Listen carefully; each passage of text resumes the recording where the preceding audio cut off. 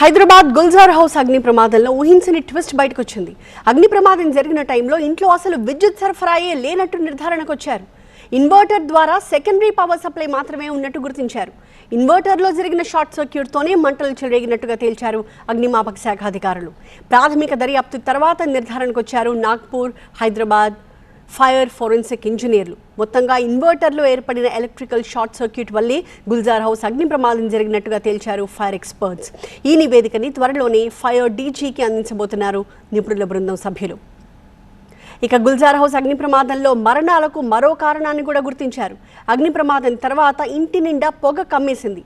ఇంట్లో నుంచి బయటకు రాకుండా తలుపులు వేసుకుని లోపలే ఉండిపోయారు కుటుంబ సభ్యులంతా. ఆ పొగ పీల్చుకోవడంతోనే ఊపిరాడకుండా బాధితులు పడిపోయారు. బాధితులంతా ఊపిరాడకే చనిపోయినట్టుగా ఫైర్ ఫోరెన్సిక్ నిర్ధారించింది. త్వరలోనే ఘటనా స్థలాన్ని ఓఎన్జీసీ బృందాలు పరిశీలించబోతున్నాయి.